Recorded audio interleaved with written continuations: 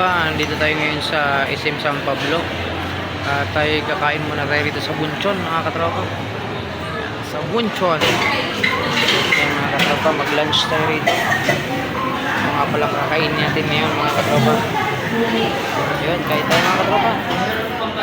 God bless. Ingat po tayo lagi, mga katropa. Thank you guys sa blessing.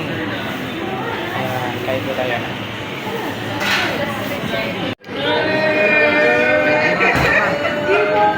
Tayo sa Bunchon, dito tayo mag-lunch ngayon sa SM San Pablo, mga katropa. 2025.